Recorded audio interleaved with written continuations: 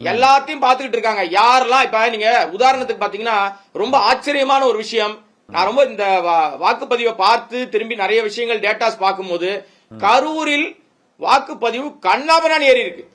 கரூர் தான் அதிகபட்சமாக இருக்கு. பர்சன்டேஜ்க்கு மேல கரூர்ல ஓட்டு. 93% கரூர். இந்த தமிழ்நாட்டிலே அதிகமான வாக்குப்பதிவு கரூர்ல தான் இருக்கு சார். 90%. இப்ப நீங்க வந்து அதை என்னன்னு கணக்கிடுவீங்க? 41 பேர் நெரிசல் மரணம் பண்ணி சாகடிச்சு ஓடி போய் 30 நாள் காணாம போன விஜய்க்கு ஓட்டு போட்டிருப்பாங்கன்னு நினைப்பீங்களா?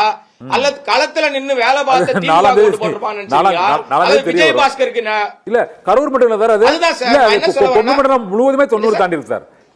கரூர்ல நீங்க சொன்னது 92 93%.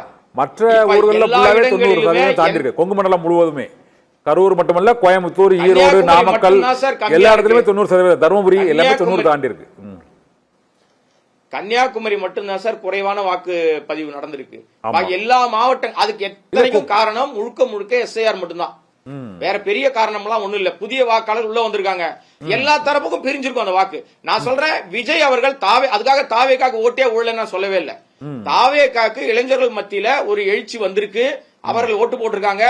கண்ணை மூடிக்கிட்டு நான் இப்போ இந்த பேட்டிக்கு வருவதற்கு, நேரலைக்கு வருவதற்கு முன்பாக கூட நான் அலுவலகத்துல நம்ம சில நண்பர்கள்ட்ட கேட்டேன், சில பெண்கள்கிட்ட கேட்டேன், அம்மா நீங்க யாருக்கு ஓட்டு போட்டீங்க, என்ன போட்டீங்கன்னா நாங்க விஜய்க்கு தான் போட்டோம் அப்படின்னு. அவங்க வந்து ஆக்சுவலா யாருக்கு ஓட்டு சொல்லக்கூடாது, ஆர்வத்துல சொல்றாங்க. உங்க அலுவலகத்துல அதிகமா போடுறாங்க சார். இதுல ஒண்ணுமே தப்பு இல்லை. இப்ப நான் இதுல வந்து நான் தவறா சொல்லவே இல்லை சார். நான் என்ன சொல்ல வரேன்னா, சில நண்பர்கள் அதற்கு இல்ல அதற்கு என்ன காரணம்னு சொல்லிட்டாங்க. அதற்கு என்ன காரணம்னா, வேட்பாளர்லாம் நாங்க பார்க்கவே இல்ல, எங்களுக்கு வேட்பாளர் யாருன்னே தெரியாது, ஆனா எங்க அண்ணன் விஜய் சொல்லிட்டாரு அதனால நாங்க ஓட்டு போட்டோம் அப்படின்னு சொல்றாங்க. இதுதான் அந்த ஓட்டு. இப்ப நீங்க சொல்றீங்க அலுவலகத்துக்குள்ள வாக்கு இருக்கா, வெளியில வாக்கு இருக்காதா சார்?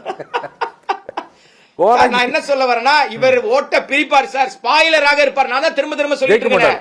விஜய் கடந்த முறை கமலஹாசன் எப்படி ஓட்ட பிரிச்சாரோ, அதுக்கு முன்னாடி பல ஆண்டுகளாக எங்க அண்ணன் சீமான் எப்படி ஓட்ட பிரிச்சிட்டு இருக்காரோ, அந்த வேலையை இந்த முறை மிக சிறப்பாக விஜய் செய்வார். விஜய் ஒரு ஸ்பாயிலர், வெற்றி பெறுவதற்கான அந்த ஃபேக்டராக அவர் இருக்க மாட்டார். நந்தகுமார் இருப்பார்.